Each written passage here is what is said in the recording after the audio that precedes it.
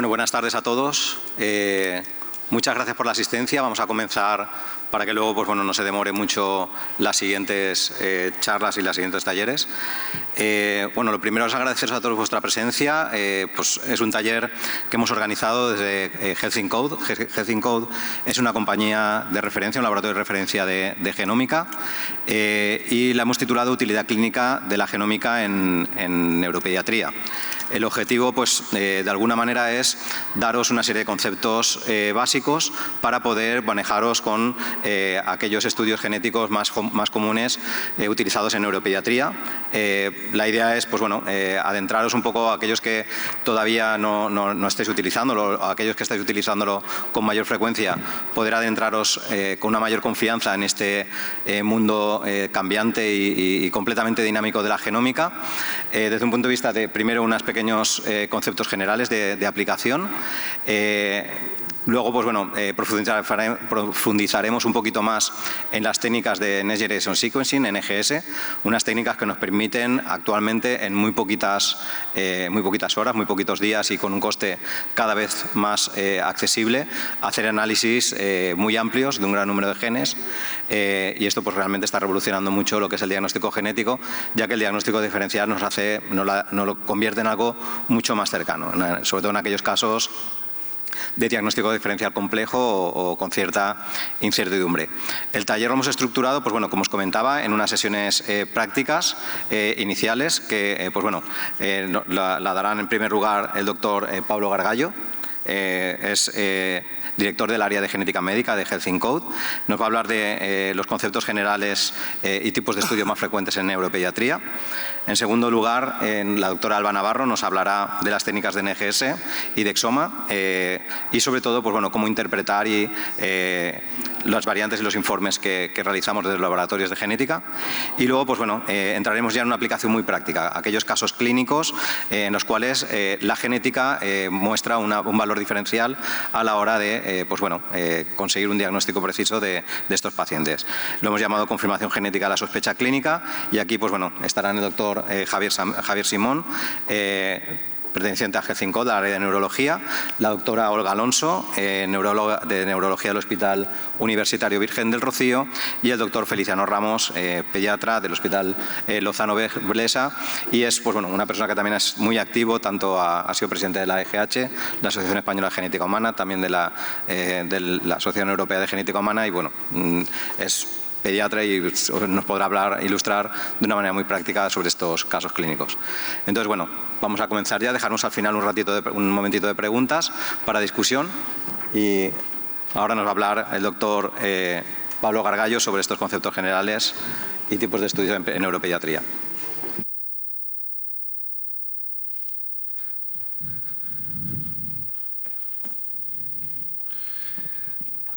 Buenos días, ya se me escucha bien.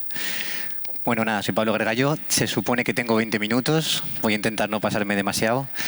Y esta primera charla pretende ser revisar un poco una serie de conceptos generales. Es posible que muchos de vosotros los conozcáis, muchos de ellos, pero si algo podéis extraer de ello, fabuloso. Y de ahí ya dejaremos paso a Alba y hablaremos más de NGS, ¿de acuerdo? Vamos allá, que si no me enrollaré mucho. Este es el título. Entonces, nada, voy a centrarme sobre todo en hablar de las distintas fases de lo que es el diagnóstico genético. Y lo que quería empezar diciendo es que el diagnóstico genético es un proceso donde el médico, en este caso el neuropediatra, es fundamental en la fase inicial y luego será fundamental elegir bien la técnica, interpretar bien los datos, trabajar bien los datos, hacer un informe oportuno y trasladar bien los datos al paciente, por supuesto. Y entonces vamos a hablar un poquito con calma de todo esto. Quería destacar que empresas como la nuestra y en general los servicios de genética de los hospitales, lo que hacemos es diagnóstico genético. Nos basamos en las evidencias que ya tenemos, que existen, que están publicadas, los artículos, bases de datos, para hacer un diagnóstico. Nos basamos en evidencias. No estamos en un contexto, por tanto, de investigación. donde seguiremos el método científico, no estamos ahí. Tampoco vamos a hablar hoy de lo que son pruebas de cribado, buscando susceptibilidad, por ejemplo, al cáncer. Tampoco vamos a hablar hoy de eso. Vamos a hablar estrictamente de lo que es la ruta, ¿no?, del diagnóstico genético, pensando en este caso en neuropediatría. Entonces, una obviedad, que como sabéis todos, este proceso, ¿no?, de buscar mutaciones o variantes o cambios genéticos en la secuencia genética de un individuo, pues nos puede traer muchas ventajas, está claro, si lo aplicamos en el momento oportuno. Nos puede llevar a reducir la necesidad de hacer otras pruebas, como bien sabéis. En algunos casos, cada día más, nos va a permitir optimizar la terapia y, de manera probablemente clave, lo más importante, optimizar la información pronóstica de los pacientes.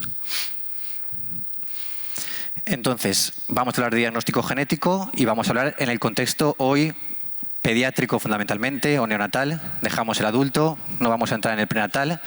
Vamos a comentar, a repasar algunas de las principales técnicas, tecnologías que empleamos en el día a día.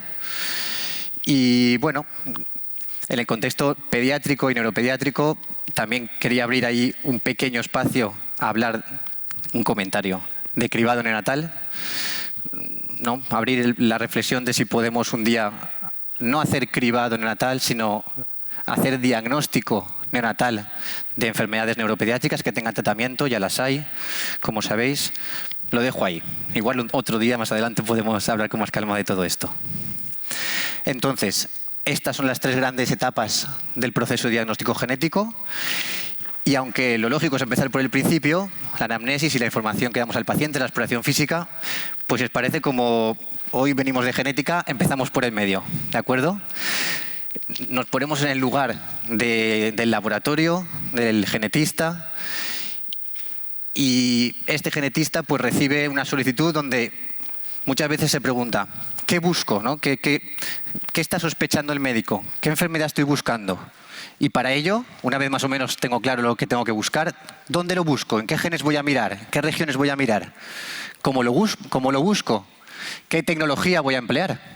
¿Cuál es la tecnología más apropiada para encontrar eso que busco? Y una vez ya hecho el estudio y he reflexionado sobre lo que he visto, ¿qué informo? ¿Qué trasladamos a un informe? ¿Cómo debe ser ese informe? Todas esas preguntas vamos a resolverlas sencillamente ahora. Entonces, antes de meternos un poco más en el ajo, quería hacer una reflexión también de cuáles son los principales retos en este proceso de diagnóstico genético.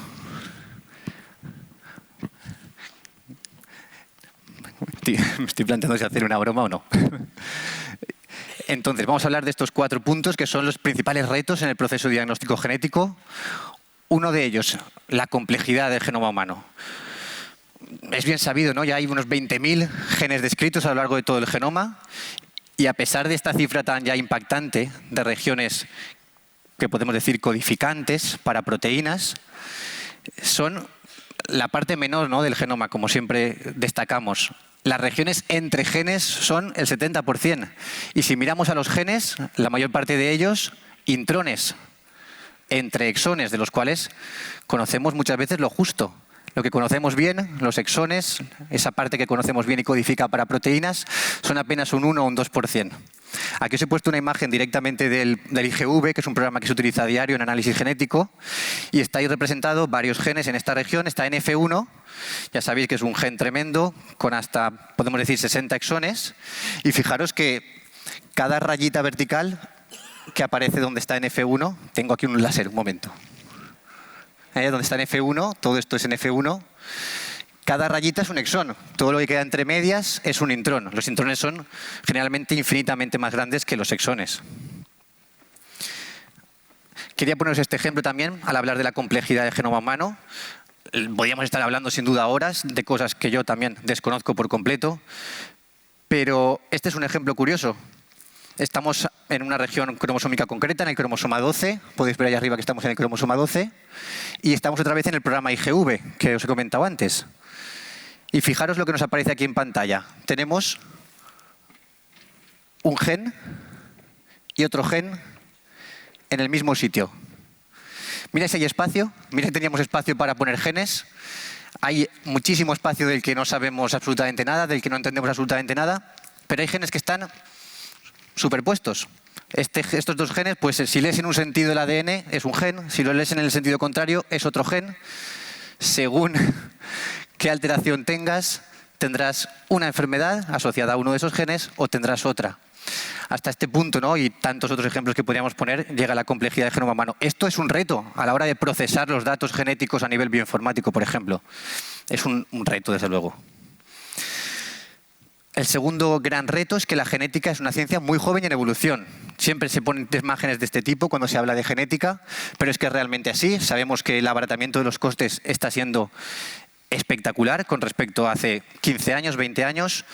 A lo mejor no en España, pero si nos vamos a otros países, a lo mejor por 100 dólares, pues prácticamente puede secuenciar ya el genoma entero, ¿no?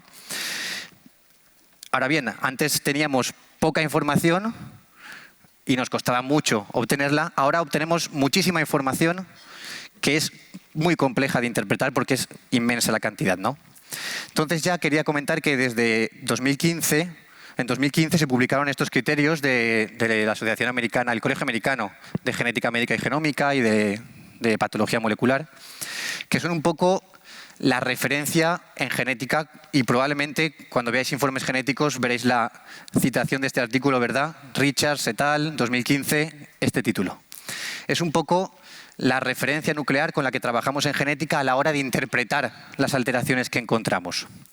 Pero claro, como decimos, es una ciencia totalmente en evolución y es una locura el ritmo de evolución que está teniendo, una auténtica locura. De hecho, desde 2015, este grupo de trabajo que creó estas guías, creó un nuevo grupo de trabajo y les dijo, ahora vosotros sois los encargados de revisar los criterios que dimos y proponer actualizaciones. Y como resultado, pues tenemos esta web que es CleanGene, un grupo de trabajo, ahí está también el enlace directo a los documentos que os pongo ya a la derecha, tal vez para muchos de vosotros más a título de curiosidad, pero todo esto son documentos específicos, guías que vienen a actualizar esa original de 2015. Con modificaciones nada despreciables. Podéis, debéis, cuando recibáis informes genéticos, investigar si aquellos genetistas que os están entregando los informes las están teniendo adecuadamente en cuenta. También el nuestro laboratorio. Podéis investigarnos. Vamos, que es fundamental tener en cuenta todo esto. En tercer lugar, un reto también impresionante, como sabéis, es la complejidad de las enfermedades genéticas. Más de 6.000 enfermedades de causa genética conocidas.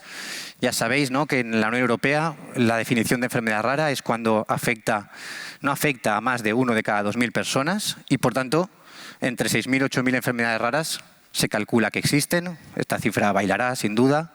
Es una barbaridad pensar en que solo en la Unión Europea, con apenas 300, 400 millones de personas, 30 millones de personas pueden tener una enfermedad rara, cerca de la población de Polonia, no se aleja tanto de la de España.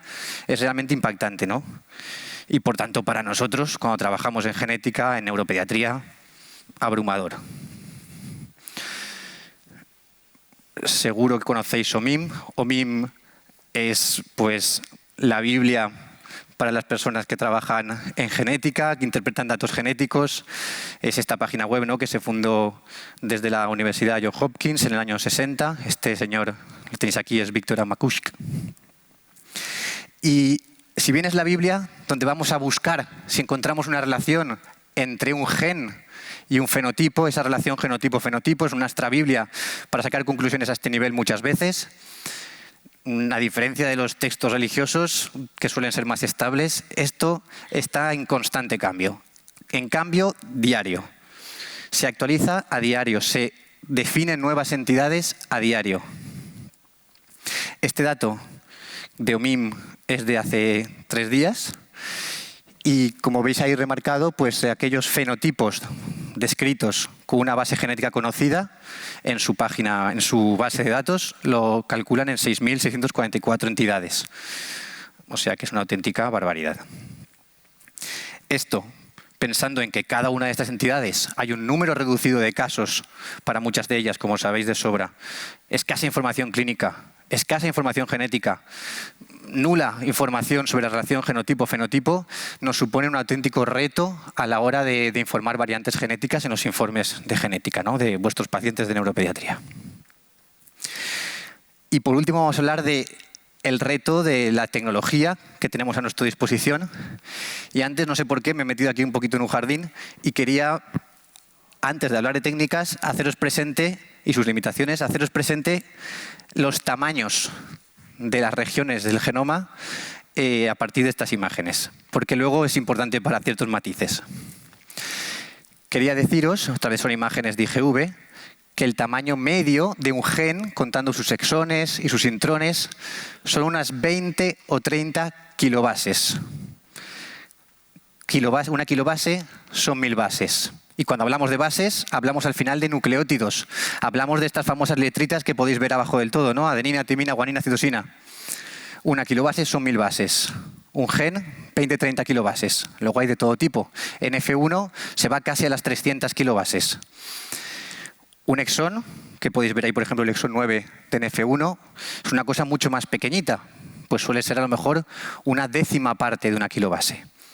Lo digo para que os quedéis un poco con estas cifras. Un gen, 20-30 kilobases. Vamos a ver cómo encajamos la tecnología que tenemos a la hora de buscar alteraciones en genes. Entonces, si me permitís, probablemente muchos ya sabéis las cosas que voy a decir ahora, pero voy a hacer un repaso rápido de las principales técnicas que se emplean todavía hoy, muchas de ellas en neuropediatría, diagnosticando enfermedades neuropediátricas, ¿no? Y todas tienen todavía su cabida y sus indicaciones, aunque no me voy a meter en el debate sobre las indicaciones de ellas, ¿eh? Pero quería hablar del cariotipo convencional, que sin duda tiene su lugar, y el cariotipo convencional estándar tiene una resolución de en torno a 5 megabases. O sea, un genetista no podrá identificar alteraciones que sean de un tamaño menor a 5 megabases. O sea, una megabase son 1000 kilobases. Imagínate la cantidad de genes, imagínense la cantidad de genes que tienen que ganarse, perderse, para que las podamos ver en un cariotipo convencional. Sin duda, hay una serie de entidades, como es este ejemplo de un Cri-du-Chat, que se pueden ver por esta técnica. De hecho, probablemente sea la técnica indicada cuando tiene sospechas como esta, donde en este caso se pierde gran parte o una pequeña parte o esa banda del cromosoma 5. Y cuando esté indicado, pues habrá que emplearlo, sin duda. También sabéis toda la complejidad que tiene hacer a día de hoy un cariotipo convencional. Hay que aislar células, cultivarlas, analizar el material genético cuando está condensado en metafase o prometafase. Es un trabajo visual, no es nada fácil tampoco, ¿eh? Y como os digo, hasta ahí llega. En segundo lugar, una técnica que empleamos muchísimo, que tiene mucho espacio en neuropediatría, que tiene sus indicaciones a nivel postnatal, que es donde estamos hablando hoy nuclearmente en diagnóstico genético, en neuropediatría, sobre todo discapacidad intelectual, trastorno del espectro autista y más especialmente si hay malformaciones asociadas. Consiste en también, más o menos, ¿no?, ¿verdad?, un cariotipo donde tendremos una placa donde hemos puesto una serie de sondas que tienen capacidad de unirse al ADN, y ahí, entre comillas, vamos a lanzar el ADN de nuestro paciente, un ADN control, y van a pelear por unirse a esas sondas. Gracias a eso podremos saber luego si nuestro paciente tiene ganancias o pérdidas, duplicaciones o deleciones, por tanto, de material genético en una región determinada. Seguir con el cariotipo convencional era como mirar con una lupa de poco aumento, bastante justita. Con esta técnica, el de CGH Array o otras modalidades como el SNP Array, la resolución es muchísimo mayor. La resolución está en torno a las 50-100 kilobases. Es decir, un genetista no podrá identificar alteraciones que sean de un tamaño menor a 50 kilobases. Es cierto que esto va también a depender de la resolución de cada array. Los hay más potentes y menos. Pero lo que viene a decirnos es que no es una técnica para buscar a priori deleciones de un gen único o duplicaciones de un gen único que suelen ser más pequeños.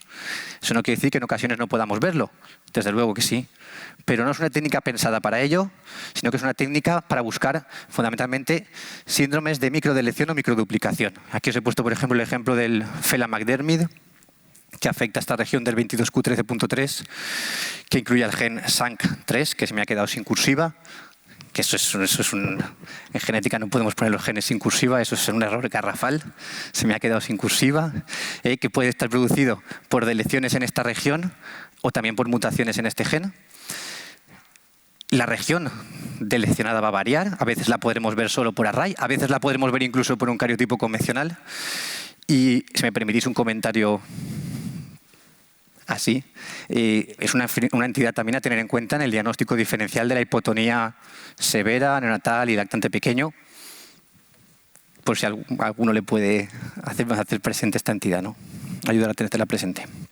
Ya acabando este rollo que os estoy contando de tecnologías, un breve comentario al MLPA. El MLPA es una técnica donde también vamos a trabajar con sondas, pero sondas diseñadas para una región muy específica. Antes en el array teníamos sondas para analizar todo el genoma. Ahora no. Con el MLPA nos vamos con sondas a mirar prácticamente en genes concretos, en un gen concreto. Aquí a la izquierda tenéis, por ejemplo, un MLPA del gen RB1. Veréis que arriba pone RB1, RB1, RB1, RB1, RB1, todo el rato así. Son sondas para los distintos exones del gen RB1, buscando, en este caso, buscando deleciones principalmente, porque este era un paciente con retinoblastoma. No hace falta hablar de esto, pero lo normal sería que los puntitos no estuvieran donde están, que estuvieran en la línea base que está en el 1. Este paciente tenía una delección en mosaico, pero eso es un tema del que no vamos a hablar hoy. Ya a la derecha os he puesto un ejemplo de uno de los mecanismos más frecuentes, uno de los mecanismos importantes que causan la neurofibromatosis tipo 1, como es la delección parcial o total del gen. En este caso, esos puntos rojos que están en el 0,5 nos están marcando que está deleccionada toda una copia del gen NF1. Sin duda el MLPA es importante en el diagnóstico del NF1 durante lo que es el protocolo diagnóstico, el esquema de diagnóstico, ¿no? No voy a entrar tampoco ahí ahora. Y por último, la famosa NGS, la Next Generation Sequencing. Sin duda esto sí que es ir como el microscopio más potente del mundo. Aquí con lo anterior íbamos con un microscopio de estos de anatomía patológica o de prácticas de medicina, pero no, la NGS sin duda es un supermicroscopio que nos permite ver nucleótido a nucleótido, no exón a exón como el MLPA, no región a región como el CGH array, sino nucleótido a nucleótido. Hay distintas técnicas de NGS de las que hablará Alba más detalladamente, pero os comento, lo más empleado hoy en día sin duda es el exoma, y el exoma nos va a permitir ver exones y regiones colindantes, pero no más, de todo, a lo largo de todo el genoma generalmente. Y el genoma, todavía lejos en muchos contextos clínicos, está poquito a poco llegando y pronto irá llegando a la clínica neuropediátrica también. Nos permite ver intrones aparte de los exones, nos permite ver todo el genoma, con sus ventajas también y sus limitaciones, como por ejemplo manejar ese tremendo volumen de datos. Quería haceros un matiz, y es que aunque esa técnica es maravillosa y nos permite ver nucleótido a nucleótido, letrita a letrita lo que está ocurriendo, no es perfecta, tiene sus limitaciones. Si se produce el cambio, en este caso, como podéis ver, de una G, si no me equivoco, por una A, eso, los sistemas de bioinformática que utilizamos, la tecnología que empleamos, podemos decir que nunca falla, lo vemos siempre, entre comillas, casi siempre. Pero si lo que ocurre es que se insertan en este código un grupo de nucleótidos o se pierden un grupo de nucleótidos, o sea, si hay una indel, una pequeña inserción o una pequeña delección de nucleótidos, esta tecnología de NGS tiene sus limitaciones más significativas y podemos perder variantes. Lo digo para que lo tengáis siempre presente, que al final, cuando tenéis una sospecha muy fuerte de un diagnóstico, hay que perseguir esa sospecha. Las técnicas no son perfectas, muchas veces no empleamos la apropiada, pero muchas veces incluso empleando la apropiada tiene sus limitaciones. Y hay una serie de eventos que no puede detectar la NGS. Especialmente la NGS se lía mucho cuando hay muchas letritas, muchos nucleótidos del mismo tipo juntos. Si de repente tienes toda adeninas en una zona del genoma, del material genético, ahí se lía y empieza a no leer bien y es un empastre. Entonces, tiene sus limitaciones. No podemos ver inversiones, translocaciones, en general. Ya me voy callando, ¿verdad? Llevo ya los 20 minutos. Me van a suspender. Vale, voy a acelerar. Entonces, obviamente, para hacer diagnóstico genético, el adquirir el conocimiento y la experiencia suficiente, disponer de la tecnología apropiada, adaptarse a los cambios científicos, todas esas guías que os comentaba, e integrar todo esto en el sistema sanitario, pues es absolutamente un reto, un problema constante, ¿no?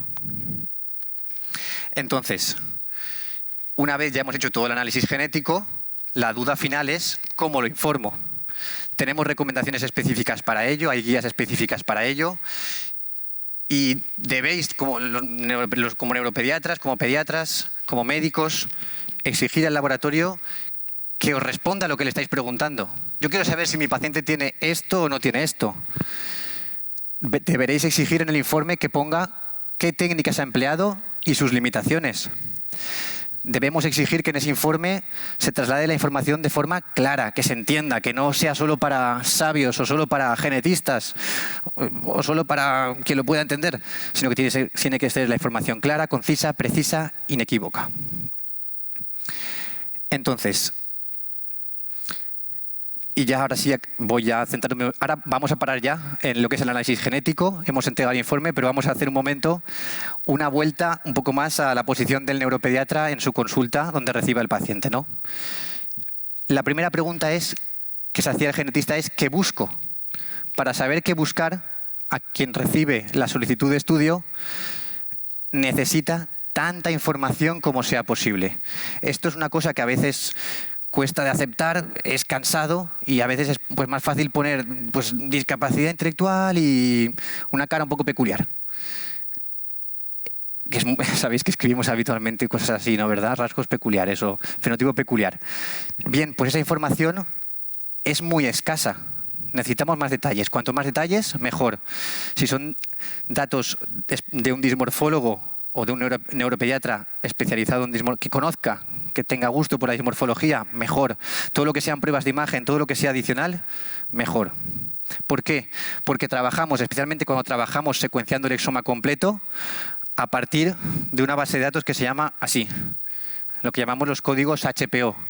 Si en el informe de solicitud, en la solicitud se me indica que tiene microcefalia, porque le han medido bien la cabecita y efectivamente tiene microcefalia, yo podré poner ese término HPO y se me generará un listado de 1.264 genes, como podéis ver ahí abajo, que vamos a analizar de forma detallada.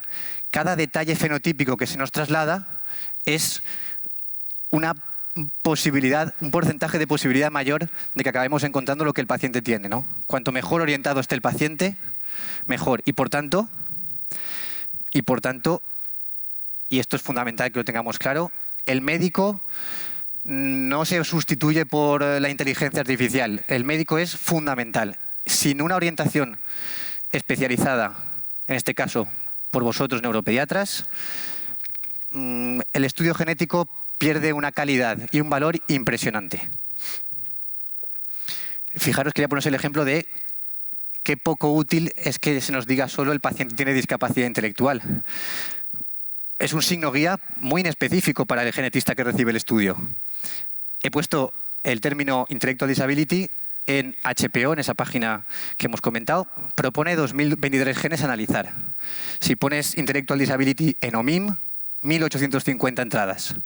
Si lo pones en buscando un panel del Reino Unido, que es público, propone 1.139 genes. Si lo buscas en esta otra base de datos específica de discapacidad intelectual, propone casi 900. Y ya os digo que encima no coinciden. O sea que estamos hablando de un listado de cerca de 3.000 genes. Eso, sin más información, es buscar en un vacío muy complicado. Y por supuesto quería acabar diciendo, he perdido una imagen que me gustaba mucho, me la han robado mis compañeros de marketing. Y qué importante es trasladar bien al paciente lo que le vamos a hacer. Ya sabéis que hay un marco legal concreto donde el paciente tiene una posición importantísima y por lo tanto es muy importante trasladarle qué le vamos a hacer, cómo se lo vamos a hacer, qué técnica vamos a emplear, qué ventajas le puede traer, qué problemas le vamos a generar, le podemos generar, qué información adicional le podría dar el laboratorio de genética. ¿La quiere saber? ¿Quiere que busquemos unos hallazgos adicionales? Por ejemplo, alteraciones que nos permitan tomar decisiones activas en la vida. ¿Quiere que le informemos aquello que podamos ver de rebote?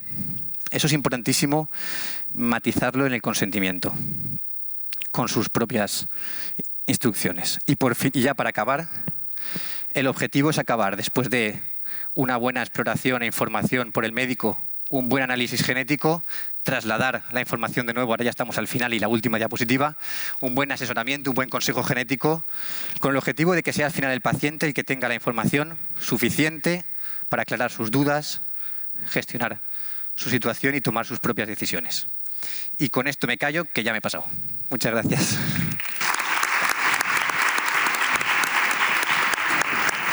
Muchas gracias, Pablo.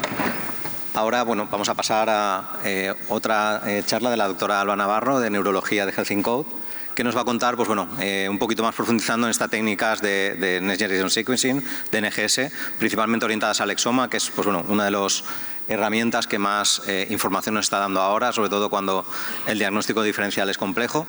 ¿Cómo hacemos para clasificar todas estas variantes que encontramos? No sé si voy a hacer spoiler de lo que va a comentar Alba, pero aprovecho un poco que le están poniendo el micro para enrollarme.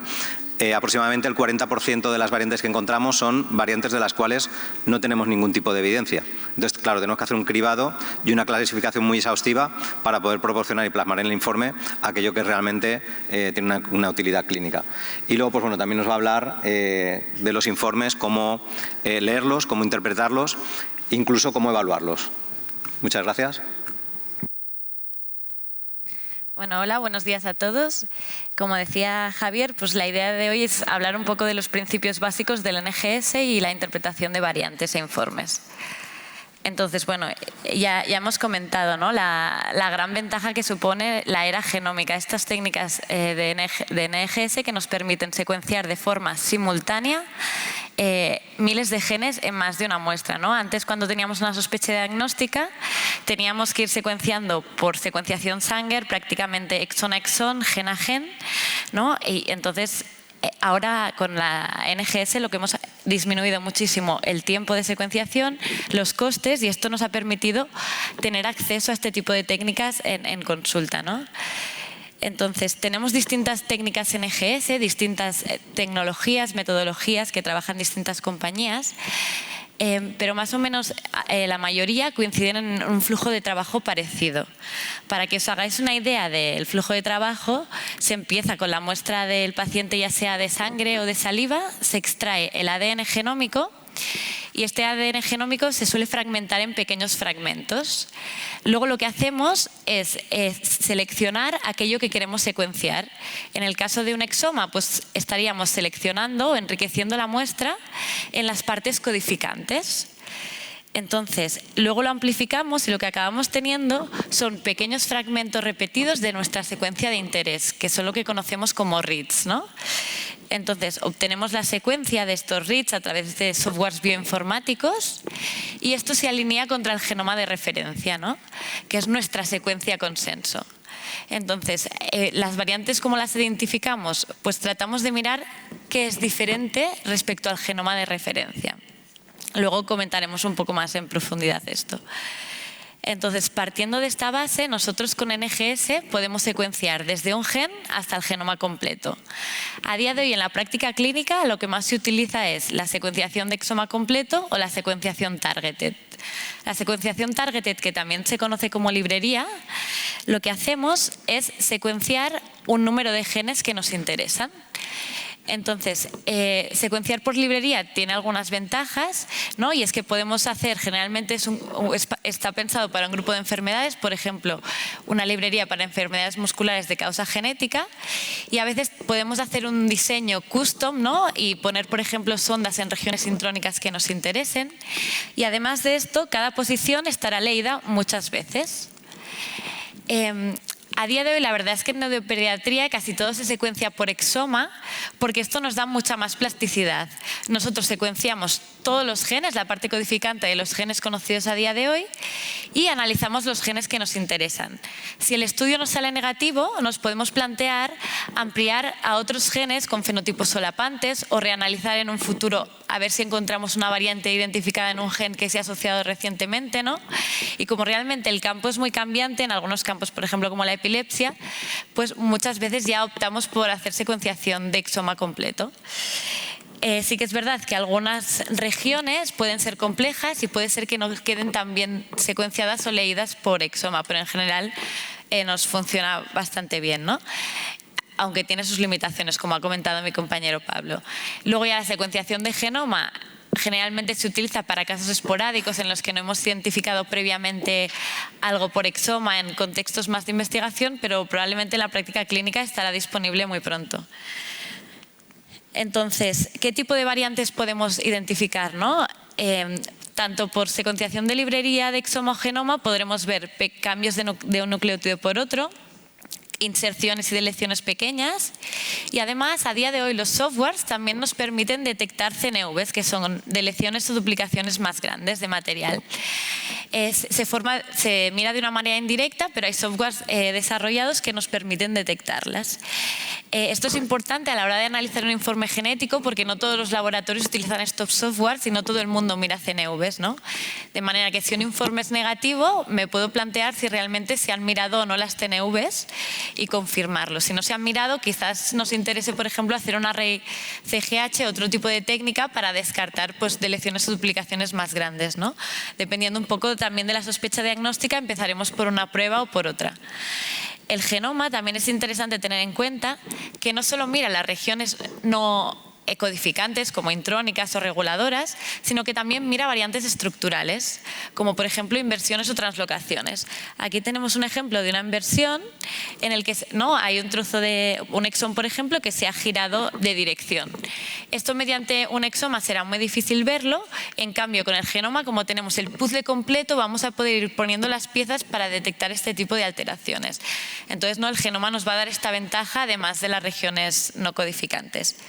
Otro tipo de técnicas no las vamos a poder ver por NGS, por ejemplo, las expansiones de nucleótidos, ¿no? Si tenemos una sospecha de frágil X, pacientes con ataxias.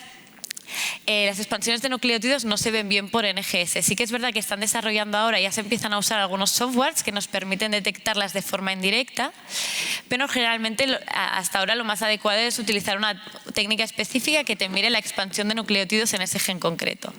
Entonces, bueno, en cada contexto habrá que ir mirando qué estudio nos interesa más pedir primero, pero está claro que la NGS nos abarcará muchísimas patologías. Entonces, en la práctica clínica con NGS podré pedir desde la secuenciación de un gen hasta lo que comentábamos, un panel de genes, la secuenciación completa. La secuenciación de un gen realmente será para escenarios muy acotados con una sospecha diagnóstica muy clara, por ejemplo, una distrofia muscular de Duchenne, que podemos secuenciar por NGS el DMD, que podremos ver la secuencia, pero además las CNVs, que realmente en muchos casos se explican por duplicaciones o deleciones. Y luego podremos hablar de panel de genes, secuenciación completa de exoma, etc. Entonces, ¿cuándo solicitar un panel de genes, por ejemplo, ¿no? Pues cuando tenemos una sospecha diagnóstica que puede ser explicada por distintos genes. Tenemos generalmente en los laboratorios ya paneles que nosotros prediseñamos y vamos actualizando, y es muy importante, muy relevante el diseño del panel, porque lo que ya no está en el panel ya no lo vamos a ver cuando analizamos por panel. También a veces los clínicos pueden solicitar paneles customizados, ¿no? Con genes que les interesen de acuerdo a su sospecha diagnóstica. Entonces, este es un ejemplo de paneles que nosotros hemos diseñado de enfermedades musculares. Tenemos paneles más pequeños acotados a una sospecha diagnóstica más clara, o si la sospecha diagnóstica no está tan clara, podemos usar un panel general ampliado de todos los genes asociados a enfermedades musculares de causa genética. Entonces, otra opción, como nos comentaba Pablo, es utilizar la secuenciación de exoma completo y analizar los genes en relación a las manifestaciones o fenotipos del paciente. Para esto muy útiles son los términos HPO, que ya ha comentado mi compañero, de modo que, por ejemplo, si tenemos un paciente con epilepsia, retraso del desarrollo, microcefalia, tetrataparesia espástica, podremos analizar los genes asociados a cada uno de estos fenotipos y tendremos un análisis más completo. En este caso, por ejemplo, también podríamos empezar utilizando un panel de epilepsia secuenciado por exoma y, si es negativo, ampliar el estudio. Pero directamente hacerlo así por fenotipo pues nos permite tener una visión más amplia de las variantes asociadas a los distintos fenotipos. Los términos HPOs, esta es la página web, podemos poner en el buscador el término que nos interesa y ver qué HPOs hay asociados. Hay términos más globales y términos más específicos, y en función de un poco lo que tenga nuestro paciente podemos ir decidiendo. Siempre está bien especificar términos específicos para acotar un poco más el escenario, pero también no olvidarnos de mirar los genes asociados a todo a un término como ataxia para que no se nos escape nada, ¿no? Entonces, otra opción que tenemos es solicitar un exoma trío, un exoma dúo, que es analizar varias muestras en paralelo. Esto lo que se ha visto es que nos incrementa el rendimiento diagnóstico. El caso más típico es coger un niño con una enfermedad que aparece por primera vez en la familia, con progenitores sanos. Lo que podemos hacer es estudiar al niño con los padres a la vez, y esto nos va a ayudar a seleccionar y descartar variantes en función de la herencia, además de tener en cuenta obviamente el fenotipo. Y esto hemos visto que nos incrementa el rendimiento diagnóstico, ¿no? Pues buscaremos variantes de novo, buscaremos variantes en las que ambos padres sean sanos con herencia recesiva, portadores, y el niño haya heredado las dos variantes, o variantes ligadas al cromosoma X básicamente, ¿no? Y así podemos ir descartando y seleccionando variantes. Entonces, ahora ya voy a pasar a la segunda parte, que sería un poco hablar de nosotros cómo hacemos esta interpretación de variantes que identificamos en un estudio de NGS, ¿no?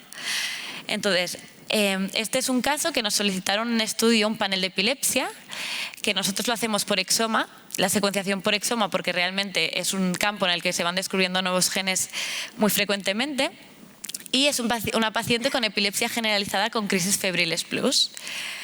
Entonces, ya hemos comentado un poco el flujo de trabajo, y lo que decíamos es que identificábamos aquellas variantes que son diferentes respecto al genoma de referencia.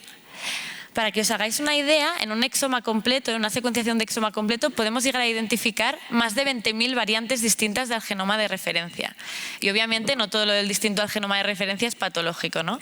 Aquí la dificultad radica en, de todas estas variantes que identificamos, ver cuáles están asociadas, cuáles son causales del fenotipo que tiene nuestro paciente. Entonces, para ello utilizamos una serie de filtros que nos van descartando y seleccionando variantes. En este caso es un panel, por tanto, primeramente seleccionaremos solo aquellas variantes que estén en nuestro panel de genes. Luego utilizamos generalmente parámetros de calidad, porque algunas variantes no son reales, no las tiene el paciente, sino que son artefactos debido a la tecnología que utilizamos. Habrá que mirar en bases de datos poblacionales de genotipado, porque algo que está muy frecuente en población general generalmente no va a ser causante de enfermedad. Luego miraremos bases de datos clínicas, si esa variante ya ha sido previamente asociada a un paciente, qué efecto puede tener ese cambio a nivel de proteína, si luego nos encaja el tipo de herencia, el tipo de fenotipo, y iremos descartando y seleccionando variantes. Luego clasificamos las variantes, según las guías que ha presentado mi compañero Pablo, en 5 categorías principales.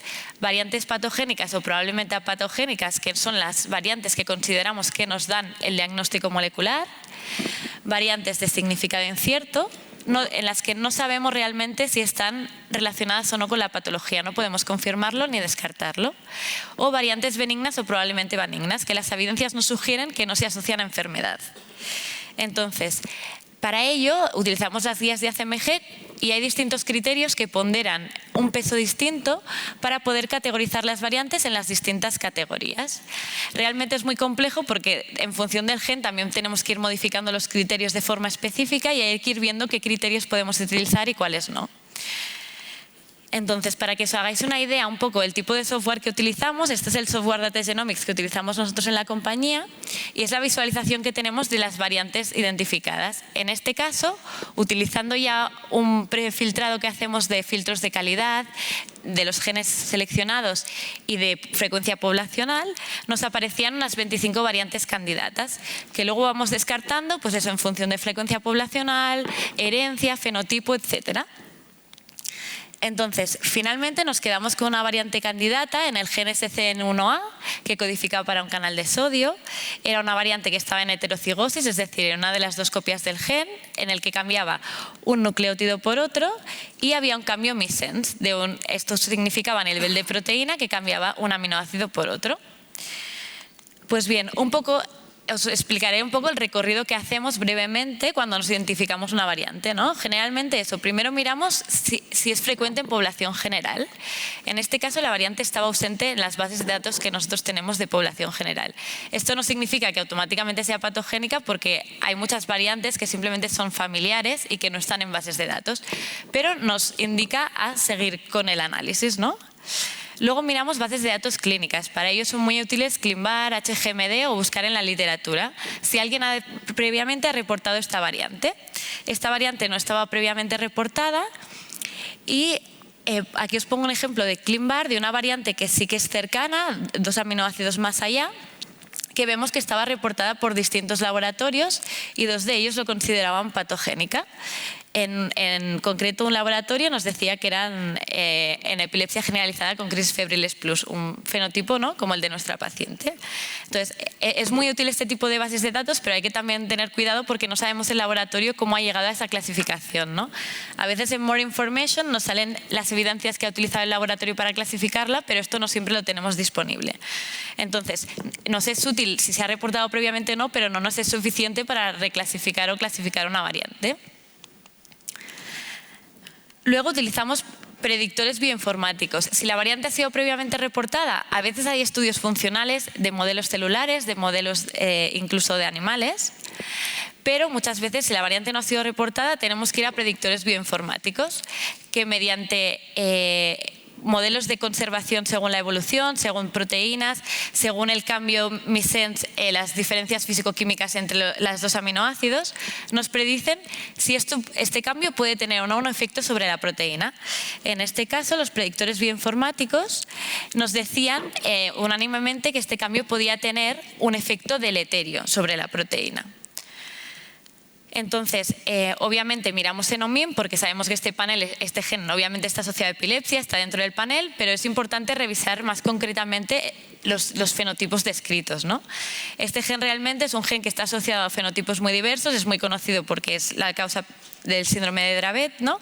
Pero también está asociado a otros fenotipos más leves como a epilepsia generalizada con crisis febriles plus, que es el que tiene nuestro paciente. La herencia nos encaja porque es dominante, entonces el tipo de fenotipo a priori también nos encajaba, ¿no?, del gen. Otra cosa relevante a mirar es qué tipo de variantes se han descrito hasta ahora en ese gen. En este gen se han descritas muchísimas variantes patogénicas y la mayoría son de tipo missense, como la que habíamos identificado en nuestro paciente, ¿no? También podemos ver en qué punto de la proteína está el cambio. Este cambio estaba en un loop intracelular y se habían descrito no sé si estaba descrita por aquí, se habían descrito otras variantes patogénicas cercanas y también a veces la posición que ocupa la variante en la proteína es relevante porque variantes generalmente que están al lado del poro, en los canales 5 o 6 transmembrana, son los que forman el poro del canal en este caso y suelen estar asociados a fenotipos más severos, pero bueno, también al final siempre hay excepciones en la genética y tenemos que ir viendo caso por caso, ¿no? Entonces, en resumen, acabamos teniendo una variante que está ausente en bases de datos poblacionales, es una variante missense que se han descrito previamente en este gen, hay descritas variantes en posiciones cercanas y los predictores nos indican que podía ser deleteria, pero no tenemos suficientes evidencias y la clasificamos como de significado incierto. Entonces, en este caso, ¿qué podemos hacer, ¿no?, con las variantes de significado incierto? Nos podemos plantear si podemos arrojar alguna evidencia más que nos permita reclasificar estas variantes. Lo que tenemos más accesible muchas veces son estudios familiares, que ahora veremos un poco más, pero también podemos plantearnos correlacionar bien el genotipo descrito hasta ahora en ese gen, si hay algún hallazgo patoneumónico, por ejemplo, de una enfermedad muscular, quizá la biopsia muscular a veces es específica de ese gen, nos puede dar una pista, ¿no? Estudios funcionales, por ejemplo, en variantes de splicing pueden ser estudios de expresión de RNA o modelos celulares, que esto ya es más complicado, ¿no?, y serían contextos de investigación, pero podemos plantearnos qué podemos hacer para reclasificar esta variante y finalmente considerarla causal, ¿no? Realmente hay que tener en cuenta, esto es importante, que no todos los tipos de variantes de significados inciertos son iguales. Aquí vemos una imagen de un software que utilizamos que se llama Franklin, que nos dice cómo la variante, cómo de cercana patogénica está, ¿no?, por los diferentes scores según los criterios. Hay variantes de significado incierto que, aunque nosotros les demos más evidencias, no vamos a poder llegar a reclasificarlas. Entonces es importante también poner esfuerzos en aquellas variantes de significado incierto en las que realmente pueda llegar a cambiar su clasificación. Entonces, el informe generalmente lo que consta es de una tabla en los que explicamos la variante, el cambio a nivel de nucleótidos, el cambio a nivel de proteína, la frecuencia poblacional y la clasificación. Entonces, luego en el informe, en la variante, tenemos resumida cada una de las evidencias que he ido comentando, ¿no? Las bases de datos que hemos utilizado, dónde se encuentra el cambio, etcétera, etcétera, etcétera. Y finalmente, cómo la clasificamos, ¿no?, que esto es lo relevante. Entonces, nosotros siempre en el informe incluimos unas recomendaciones, que en este caso sería estudiar la variante en los progenitores y otros familiares del paciente, para ver si podemos llegar a reclasificar esta variante, porque esta variante nos parecía que merecía poner interés, ¿no?, por el tipo de evidencias que teníamos. Entonces, ¿por qué nos puede ser útil realizar el estudio familiar? Porque si la variante es de novo, esto nos da más peso para pensar que puede ser patogénica, es una evidencia más. Una variante de novo per se no tiene por qué ser patogénica, porque entre generación y generación se ha visto que hay de 4 a 5 variantes de novo, pero si ya tenemos evidencias indirectas y encima la variante es de novo, la podemos a veces llegar a reclasificar. A veces la variante también puede ser heredada, y puede ser que haya otros miembros de la familia afectos y también los podamos estudiar, de manera que si cosegregan la variante y enfermedad en la familia, podamos llegar a reclasificar la variante, ¿no? En este caso, los fenotipos leves de SCN1A suelen ser heredados de progenitores que han podido tener algún tipo de crisis epiléptica o incluso algunos que son asintomáticos, ¿no? Entonces aquí realmente la segregación familiar muchas veces nos es muy útil para la reclasificación. Y nada, finalmente, otro mensaje que quería lanzar es tener en cuenta el resultado negativo, ¿no? Un resultado negativo no excluye enfermedad ni excluye una variante, porque hemos visto que tenemos en los estudios muchas limitaciones. Entonces, puede que un resultado negativo en un futuro sea positivo. Entonces, hay que pensar en las limitaciones de los estudios, qué tipo de variantes hemos mirado, si se han mirado CNVs o no. Hay que plantearse si, por ejemplo, hemos hecho un panel, si podemos ampliar a otros genes que nos interesen. Y otra cosa fundamental es el reanálisis de los datos. Lo que hemos visto es que los datos mismos de exoma que tenemos, si los analizamos al cabo de un año o dos, el rendimiento diagnóstico aumenta. ¿Esto por qué? Porque se reportan nuevas variantes en la literatura, en las bases de datos. Se han descrito nuevas asociaciones de genes con enfermedades. Quizás el paciente tiene un nuevo fenotipo en la familia y podemos añadir, por ejemplo, un HPO al análisis, o hay mejoras en los softwares, en los análisis. Todo esto va a hacer que seamos capaces de identificar variantes que quizás en su momento se reclasificaron como BUS o pasaron por alto. Entonces, aquí también el mensaje es eso: si algún caso queda sin resolver, es importante volverlo a evaluar en 1 o 2 años o plantearnos eso, qué limitaciones tiene nuestro estudio y hasta dónde podemos llegar, ¿no? Para esto también es muy importante a veces pues, el contacto entre el clínico y el genetista, para que podamos ver cuáles son los futuros pasos que podemos plantearnos ante una sospecha diagnóstica clara de etiología genética. Y nada, hasta aquí la presentación y doy paso ya a mis compañeros que hablarán ya de casos clínicos concretos.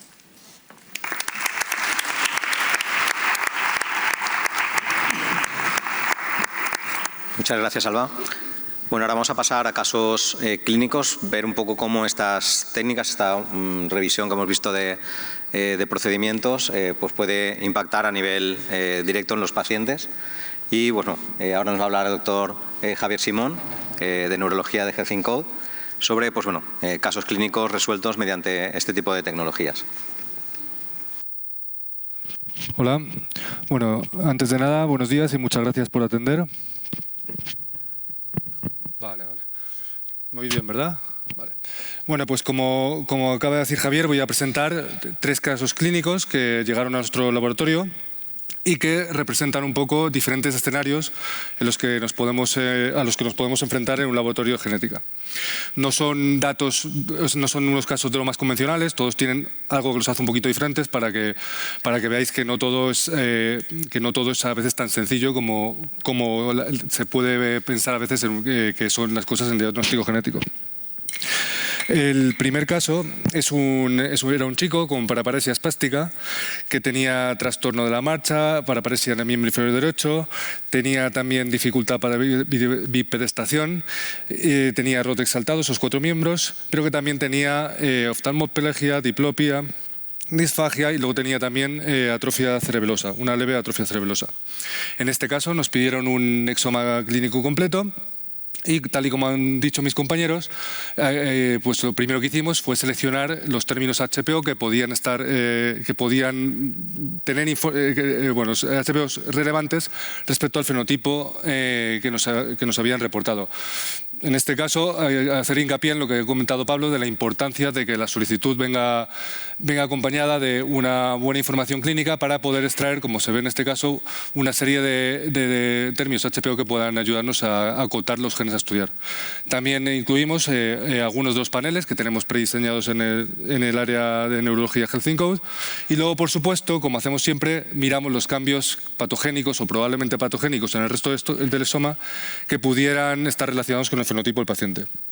Pues bien, tras seleccionar estos genes, al final analizamos, bueno, no veo bien el número aquí, la verdad, eran alrededor de 1.600 genes que estaban dentro de esos términos HPO y como podemos ver en esta tabla, que es un pantallazo de la herramienta que utilizamos en el laboratorio, Data Genomics, pues excepto 3 variantes que luego clasificamos como de significado incierto, no había nada que pudiera explicar el fenotipo del paciente.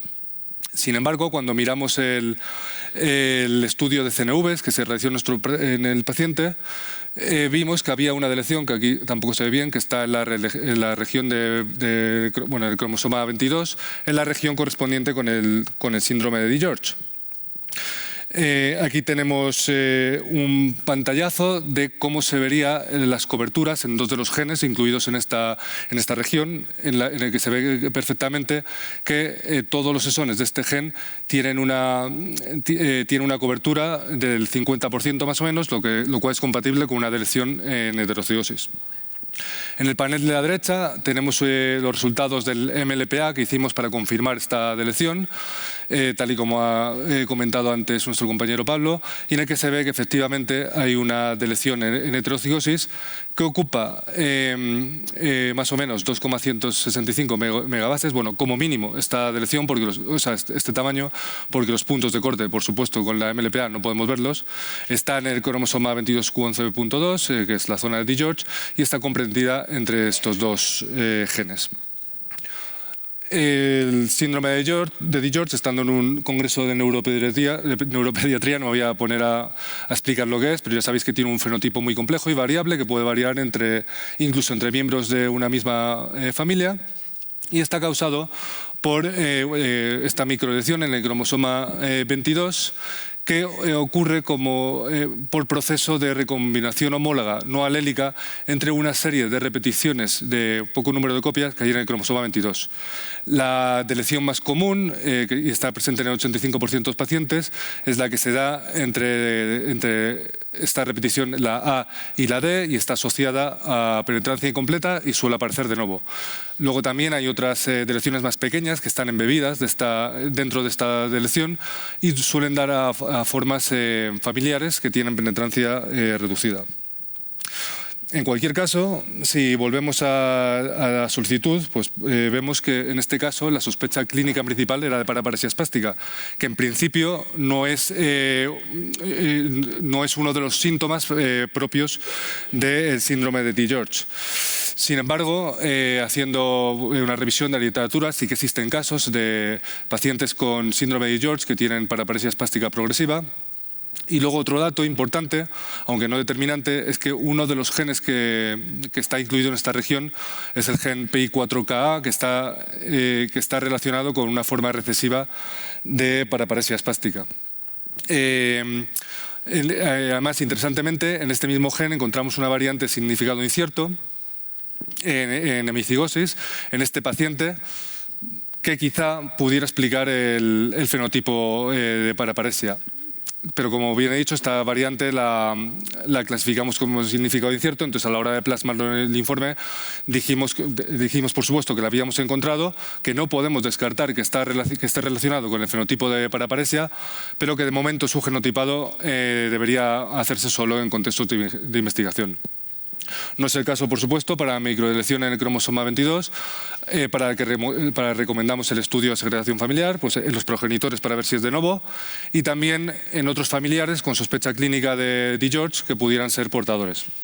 Y luego, por supuesto, en este caso recomendamos un seguimiento multidisciplinar del paciente, ya que el síndrome de DiGeorge afecta a múltiples sistemas, como por ejemplo, pueden tener problemas cardíacos y es importante hacer un seguimiento a estos pacientes. El segundo caso que os voy a presentar era una chica que tenía paraparesia espástica sin ningún otro tipo de sintomatología neurológica.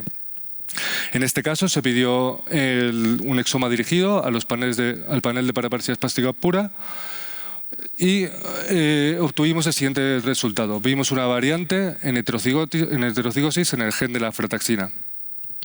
Como bien sabéis, las variantes en el gen de la aflatoxina está asociado con ataxia de Friedreich, la herencia autosómica recesiva, y la gran mayoría de pacientes con ataxia de Friedreich se deben a una expansión trinucleotídica en el intron 1 del gen de la aflatoxina que puede aparecer en homocigosis o en heterocigosis compuesta. Sin embargo, hay una minoría, más o menos un 10% de pacientes, en los que este alelo expandido puede aparecer en heterocigosis compuesta con una variante missense patogénica en este gen.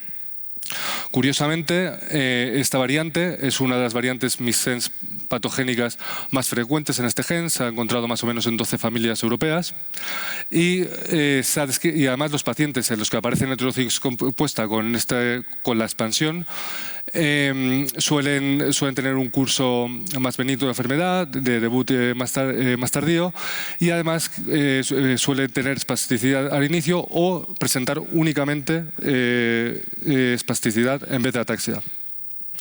En vista de estos resultados, decidimos buscar si este paciente tenía en efecto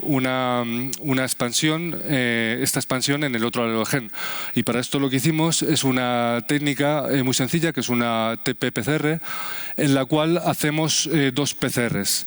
Alrededor de la expansión. En una primera PCR, que sería la realizada por los primers F3 y R3, se buscarían los alelos cortos y en el caso de nuestro paciente se ve que efectivamente tiene un alelo corto no expandido. La segunda PCR que se hace es una PCR para buscar alelos expandidos, en la cual tenemos un primer reverse que está fuera de la repetición y luego un forward que tiene una cola que tiene como objetivo justo la repetición. Además, tenemos un primer forward universal que hibrida en la cola del primer anterior, de tal manera que haremos un fragmento por cada una de las repeticiones que encontramos en este caso en el intro 1 de la aflatoxina. Con esta técnica podemos ver, en el caso de la aflatoxina, si tiene alelos expandidos, bueno, si es normal, si es premutado, o podemos ver si es mayor de 65 o por lo tanto patogénico. No podemos saber el número exacto de repeticiones, pero sí saber que en este caso tiene un alelo expandido. Como resultado de esta PCR vimos que en efecto nuestro paciente tenía un alelo expandido en el gen de la aflatoxina. Lo que no sabemos, por supuesto, si está en el mismo o en el otro alelo que la variante missense que he comentado anteriormente. Entonces, en el informe, aquí lo que recomendamos es realizar la segregación de ambas variantes para ver si están en el mismo o en distintos alelos.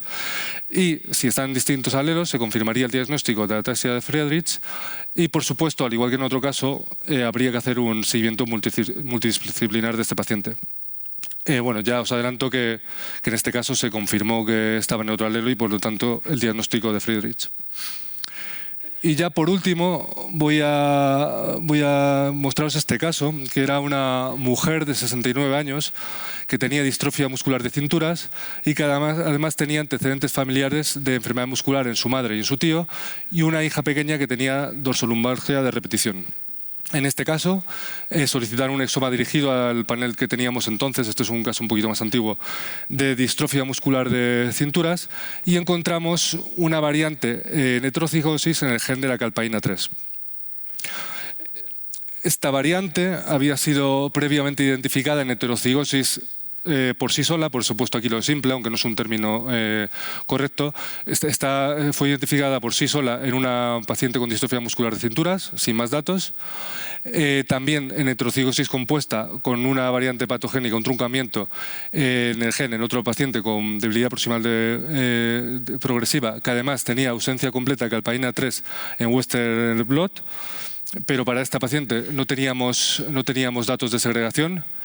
Y luego la base de datos de Leiden, que os pongo aquí el logo, que es una base que utilizamos mucho en el laboratorio, que es una base que recoge mutaciones en diferentes genes. También había sido escrito en heterocigosis en un paciente con hipercecaemia y en heterocigosis compuesta en un paciente con distrofia de cinturas, sin más datos de sobresegregación ni nada. Esta variante afectaba a un residuo aminocídico altamente conservado en la evolución, como presento en esta tablita aquí. Afecta al dominio calpaína 3 de la proteína, que recoge un montón de variantes patogénicas, también cercanas. Y todos los predictores, o la mayoría de predictores bioinformáticos, sugerían que podía tener un efecto deleterio. En vista de estos resultados, la variante la clasificamos como probablemente patogénica, pero recordemos que este gen está asociado a herencia autosómica recesiva. Por lo tanto, en principio, no podía explicar por sí sola la enfermedad. Pero para añadirle un poquito más de complejidad al asunto, unos años antes justo se habían descrito un par de variantes, un par de deleciones sin frame en algunas familias con distrofia muscular de cinturas con herencia dominante. Por lo tanto, en el informe, aunque pusimos que era probablemente patogénica y que en principio no podía explicar por sí sola la enfermedad, dada la herencia recesiva asociada al gen de la calpaína, sí que mencionamos estas publicaciones, hicimos hincapié de que un estudio de segregación familiar, de momento, en contexto de investigación, podría ayudar a esclarecer si esta variante podría ser algo en heterocigosis simple y si esta variante podría estar asociada a una forma dominante de calpainopatía. Pues bueno, fue mandar este informe y en el mismo año el grupo de González Mera publicó un artículo en el que identificaron varias variantes missense en relación a la calpainopatía de herencia dominante, entre las cuales se incluía la misma variante que habíamos identificado nosotros en nuestro paciente. En concreto se había identificado en dos familias, una más grande y una más pequeñita, lo que ya nos daba un indicio de que esta variante en efecto podía estar asociada a herencia dominante. Pero es que además de la misma región geográfica nos mandaron otra mujer que tenía hipercecaemia, distrofia de cinturas, que era portadora de la misma variante. Y cuando miramos la variante en su padre, que también tenía hipercecaemia, pues vimos que en efecto también era portador. Por lo tanto, ante estos estudios, pues reclasificamos la variante a patogénica y asociada a herencia autosómica dominante, contactamos con el laboratorio solicitante y emitimos un informe recomendando ahora sí el estudio familiar con fines diagnósticos. El solicitante nos mandó las muestras de otros miembros de familia, se confirmó la herencia dominante. Y creo que es un caso bastante interesante de cómo pasamos de un resultado incierto a un resultado positivo. Y nada, eso es todo. Y ahora os voy a dejar con la presentación de otras cosas, seguramente más interesantes. Gracias.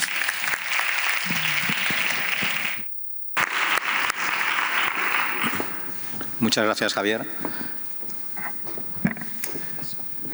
Si acaso un poco recalcar algo que ya han comentado mis compañeros, el tema de, bueno, lo importante que estamos hablando nosotros en esta mesa es la tecnología, cómo estas grandes técnicas tan potentes nos permiten identificar un montón de información. Pero estamos viendo, como en estos casos que ha ilustrado ahora Javier, el hecho de que, lo comentaba antes Pablo, la orientación clínica es esencial. Sin esta orientación clínica y sin esta insistencia, probablemente el estudio se hubiera quedado con una variante de significado incierto o un resultado no concluyente. Y el hecho de que, bueno, al final la clínica y la genética a base de segregación pues nos permite resolver este tipo de casos. Vamos a pasar a la siguiente charla de casos clínicos, la doctora Olga Alonso, de Neurología del Hospital Universitario Virgen del Rocío de Sevilla. Muchas gracias.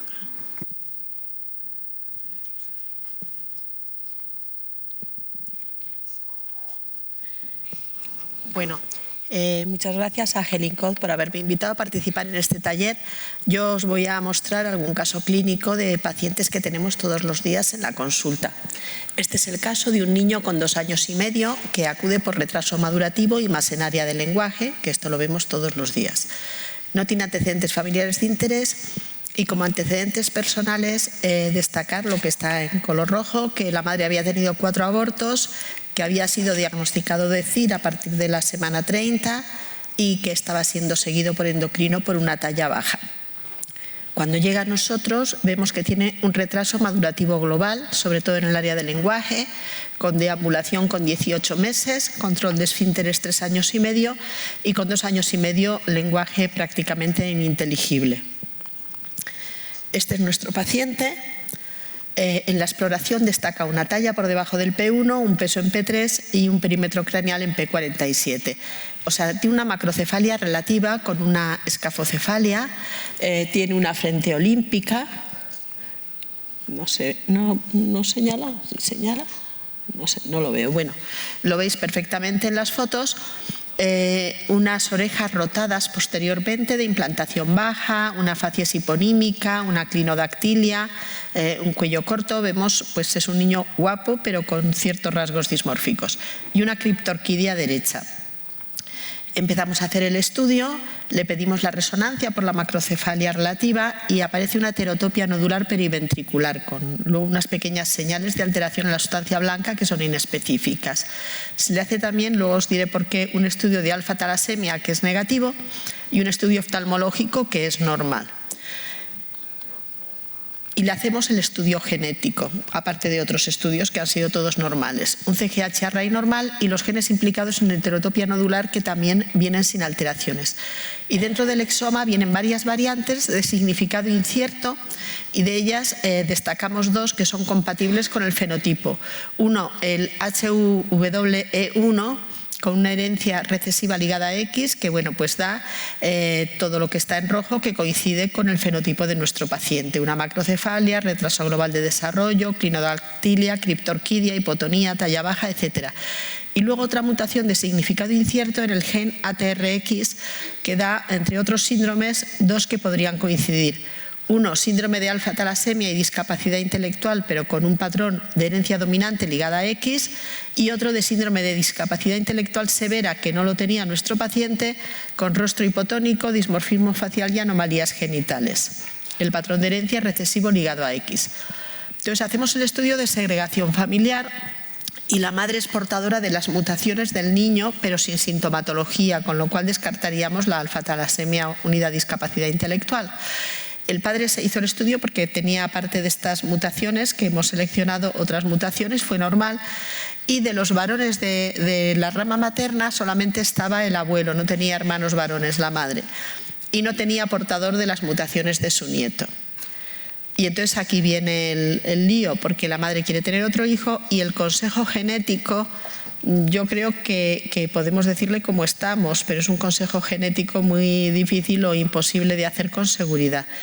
De decirle que tenga un embarazo espontáneo, porque si el feto está afecto será un trastorno leve, como parece que está teniendo Hugo, pero claro, tenemos unas heterotopias nodulares que pueden desarrollar posteriormente una epilepsia refractaria con un empeoramiento. Fecundación con elección de sexo, ovodonación, otros, bueno, pues luego si alguien quiere opinar me gustaría un poquito ver qué podríamos decir a la madre del consejo genético. Bueno, el siguiente caso, quería destacar la importancia de un diagnóstico precoz en enfermedades neurodegenerativas, y para esto es imprescindible el contacto entre el clínico y el genetista o la empresa que realiza el estudio genético. Este es un varón que ingresa con 2 meses y medio, un niño pequeñito, con crisis focales mioclónicas de segundos de evolución, que en 2 semanas se transforma en una epilepsia muy refractaria, y probamos múltiples fármacos, tanto orales como intravenosos, que no son efectivos, y precisa ACTH al mes de haber empezado el debut de la epilepsia. Como antecedentes familiares tiene 2 tíos maternos fallecidos en primer año de vida. Los antecedentes personales, destacar que se vio una dilatación ureteral en la ecografía prenatal, que se confirmó luego pero era leve, y que con 2 meses tras la vacuna tuvo un episodio autolimitado que se dio de alta en 24 horas. Bueno, este es nuestro paciente. Veis las crisis. En la exploración, cuando llega, está irritable. Estas crisis se grabaron posteriormente. No tiene ninguna alteración ni de somatometría, ni de cardiorrespiratoria, ni abdominal. Tiene una costra láctea severa, no se le ve el cuero cabelludo. Es tan severa que llamamos a dermatología, que yo creo que es la primera vez que lo he hecho en 30 años, vamos, porque era demasiado llamativa. Tenía mucha hipotonía, no tenía sostén cefálico, desarrolló la epilepsia refractaria que hemos dicho, no tenía sonrisa social, aunque la madre decía que en ocasiones sí sonreía. Entre las pruebas complementarias nos llama la atención que tiene un aumento de ácido láctico en líquido en 2 ocasiones y un aumento de ácido láctico en sangre. Todo el resto de estudio es normal. En el electro, bueno, pues veis aquí una actividad generalizada lenta, de sobrecarga lenta. Durante el sueño la morfología se vuelve desorganizada y lo clasifican como disfunción cerebral focal de hemisferio derecho. Y en la resonancia, el TAC y la ecografía fueron normales, se ve una alteración de sustancia blanca subcortical, temporal y parietal anterior. Nos lo informaron como posible proceso inflamatorio y posteriormente, ya sabiendo el diagnóstico, pues se vio que tenía también una tortuosidad vascular alrededor del polígono de Willis. Se solicitó un panel de encefalopatías epilépticas, precisamente a Herincott. Se estudiaron 124 genes sin alteraciones. Esto fue en verano y yo llamé directamente al laboratorio para que me hicieran el estudio rápido, puesto que parecía una enfermedad neurodegenerativa grave. Y la neuróloga, al ver el informe, nosotros hasta ahora creo que ya no va a ser así, mandábamos siempre un informe clínico de los pacientes a los que pedíamos cualquier estudio genético. Viendo los 2 tíos maternos fallecidos en primer año de vida, me llamó por teléfono, me informó de que había una variante en hemicigosis del gen ATP7A de significado incierto, no estaba todavía catalogado como patológico, que era vinculado a la enfermedad de Menkes, y que además daría lugar a una introducción de un codón de parada prematura. Entonces, bueno, pues ya a raíz de esa llamada todo fue muchísimo más fácil. Aquí veis que en el estudio que se hizo, en la parte que se ven las rayitas blancas, lisas, en el área central, una caída total de la cobertura compatible con esta delección, puesto que es un varón hemicigoto. Se hizo el estudio de la madre, que era portadora de la misma mutación que el hijo, y en la parte azul veis que hay como un desdoblamiento en las líneas sinusoidales que indica que hay una delección de los pares de bases correspondientes en heterocigosis al ser una mujer y ser XX. La enfermedad de Menkes, bueno, es una enfermedad degenerativa ligada a una mutación del ATP7A, que esto lo que produce es una alteración del cobre a través de la membrana celular. Entonces, hay órganos que tienen un déficit de ese cobre, como es el cerebro y el hígado, y en cambio puede acumularse en otros, como es el riñón y el intestino.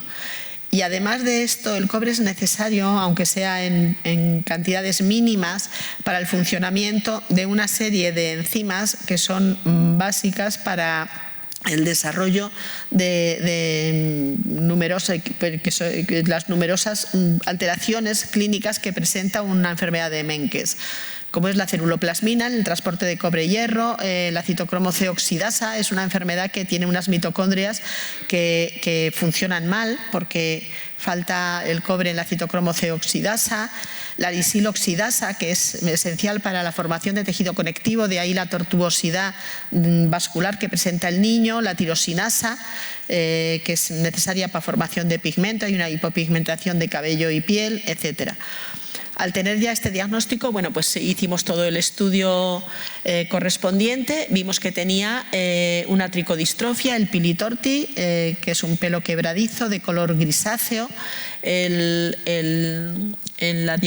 la imagen que está un poquito a la izquierda se ve después de haber empezado con el histidinato de cobre que el pelo cambia, no mucho, pero cambia un poco. Se hizo el estudio de cobre, que no estaba demasiado bajo, y ceruloplasmina, que estaba muy baja.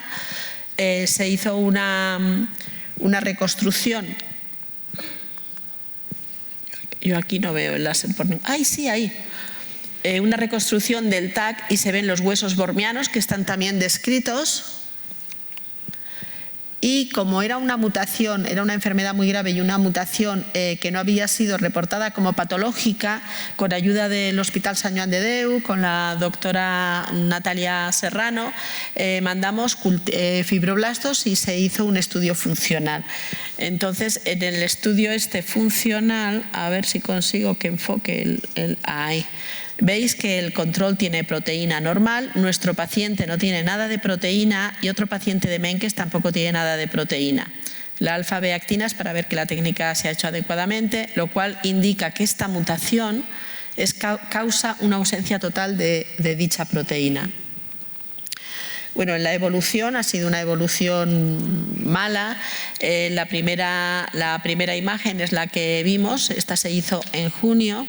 Y a los 2 meses, fijaros, las colecciones subdurales bihemisféricas que tenía y la pérdida de volumen de sustancia gris y blanca, y estas fue en agosto, solo 2 meses después.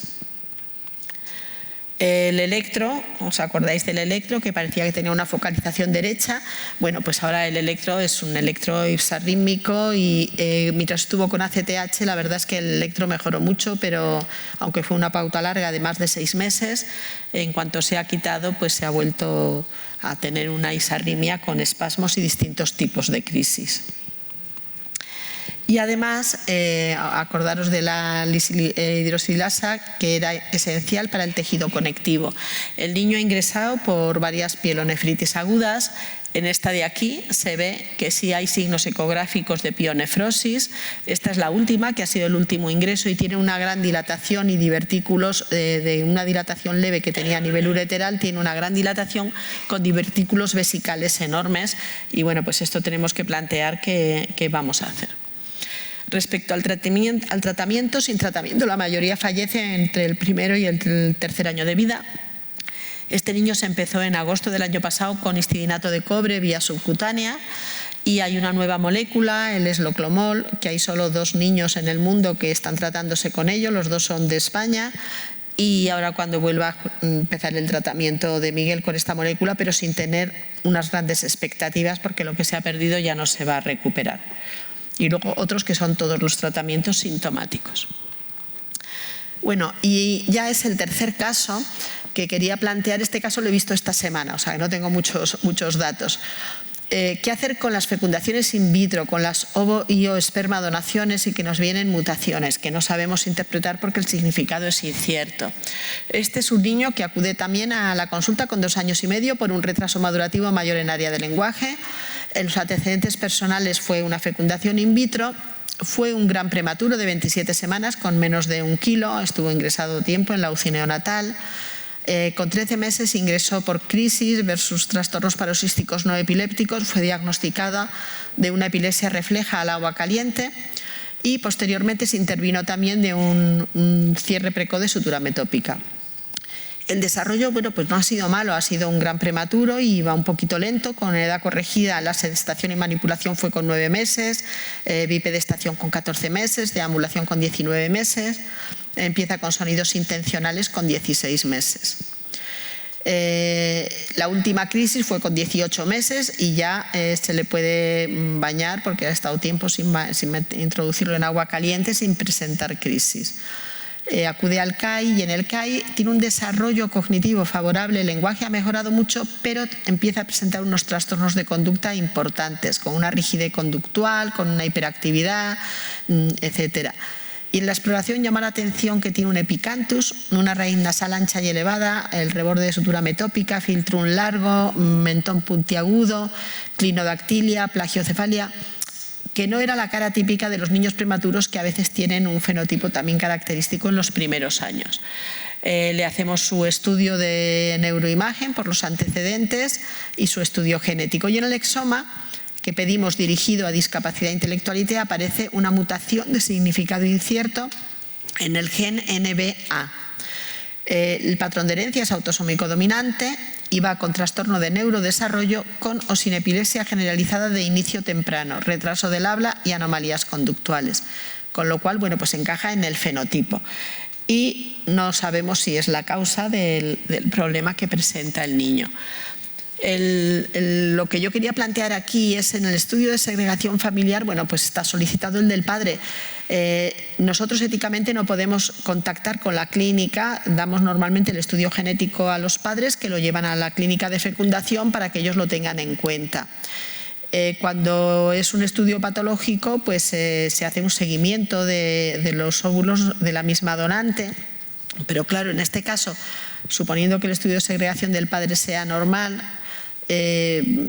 habrá que seguir los óvulos de la misma donante, habrá que hacer algún estudio más con ello. Bueno, pues es un problema que se plantea. Al ser una enfermedad de herencia dominante, igual tiene distinta penetrancia, pero también la madre, la donante de óvulos, pues tenía que estar algo afectada.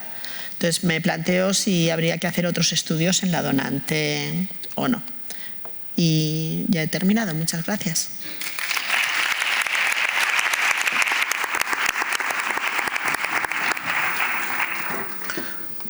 Muchas gracias, Olga, por la presentación de estos casos. Bueno, sigo haciendo un poquito de tiempo mientras ponen el micrófono. Yo vuelvo a insistir en el tema de... Hemos visto que en uno de nuestros quebraderos de cabeza de los laboratorios de genética son cómo interpretar estas BUS y hemos visto distintas formas de resolverlos a través de segregación familiar, a través de los padres, estudios de investigación como estos estudios funcionales que la verdad es que son aquello que nos resuelve muchas veces el problema, pero el acceso suele ser complejo y sobre todo pues, bueno, lo que tenéis que tener en cuenta es que cuando nosotros clasificamos una variante significado incierto significa eso, no tenemos evidencia. También por el tema de pues, bueno, muchas repercusiones que puede tener a nivel reproductivo. Hay veces que se intentan ensayar estudios reproductivos preimplantacionales o prenatales con variantes sin evidencia y esto pues, bueno, tiene implicaciones familiares. Pasamos a los siguientes casos clínicos con el doctor Feliciano Ramos del Hospital Lozano Blesa de Zaragoza. Muchas gracias.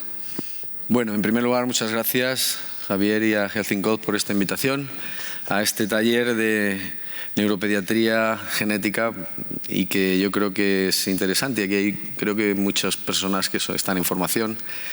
Y bueno, pues el haber pensado en que haya casos clínicos que compartir y que la genética ha tenido un importante papel en su resolución y luego posterior manejo, pues yo creo que es bastante adecuado y bueno, por eso yo no dudé cuando me dijeron que sí quería pues bueno, compartir este taller. Bueno, yo voy a presentar un caso que realmente son dos hermanos. Estos hermanos fueron enviados a la consulta de genética para el estudio por un retraso psicomotor grave y que podía ser una enfermedad genética. Los pediatras generales, que lo vieron inicialmente porque estuvo ingresado y se le hicieron estudios, como ahora veremos, y la neuropediatra pues pensaba que había un trasfondo genético, dado que además cuando hay más de un miembro en la familia, pues eso también no es obligatorio, pero refuerza que pueda ser algo genético. Estos hermanos estuvieron ingresados, mes y algo antes, para estudio. Aquí tenemos la historia, voy a desarrollar la historia clínica, que yo creo que es lo más importante. Hablemos mucho aquí de genética, de genómica, de secuenciación, pero yo creo que lo más importante en neuropediatría, en neurología, en todo es la historia clínica. Entonces la historia clínica es fundamental. Y luego la genética tiene que acoplarse a la historia clínica, a la clínica del paciente, y no al revés. Bueno, pues esta parte de la historia son los antecedentes personales. Son una familia argelina. Estuvieron varios años, luego vinieron a España, no hacía muchos meses. Había una historia de embarazo que no era muy relevante, o por lo menos no teníamos más información. Ahí no traen papeles, no les dan papeles. El parto interpretamos que fue autóxico y que el Akbar fue normal en ambos, aparentemente.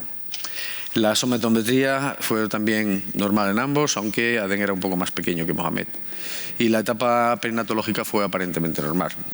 Lactancia materna, el desarrollo psicomotor en los padres hasta los 6 meses fue normal. Y después de esos primeros meses, en los dos, porque las dos historias coincidían, empezaron a tener un retraso. Lenguaje, el contacto con el ambiente, reconocían a sus padres pero poco más, alguna reacción a las caricias. Y luego les llamaba mucho la atención, y a nosotros nos llamó también, unos movimientos subjetivos, y que había una constante, un movimiento estereotipado de llevarse las manos a la boca. Bueno, eso le pasa a muchos niños con discapacidad, puede ser un tipo de movimiento estereotipado. Luego veremos que fue un dato de interés en el contexto del caso. Habían sido tratados con antibióticos porque parece ser que habían tenido como unos episodios convulsivos que tampoco disponíamos de más información cuando eran muy pequeños. Historia familiar. Hemos visto los antecedentes personales, ahora los antecedentes familiares. Y yo aquí aprovecho siempre para decir que para los pediatras, neuropediatras, para todos los especialistas, yo creo que debíamos salir de la Facultad de Medicina habiendo aprendido a dibujar árboles genealógicos, y si uno sabe dibujarlo también lo sabe interpretar. Yo creo que va a ser una herramienta muy importante, muchos de ustedes seguro que ya lo saben, y que es en una imagen con muy poca letra uno tiene una información muy relevante de lo que puede ser la enfermedad genética, la transmisión, qué patrón de herencia lleva en esa familia. Aquí pueden ver que ahí están los dos hermanos, que llevan una diferencia de 3 años, y vemos que son familias argelinas, y a excepción de lo que muchas veces nos ocurre con este tipo de familias de estos países, pues los padres no eran consanguíneos.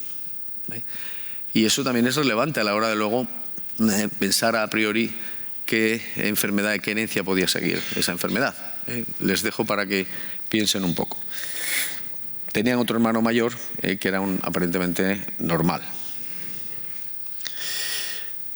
La exploración física la he hecho muy resumida, sabíamos que no teníamos mucho tiempo y ahora ya al final estamos un poco cansados.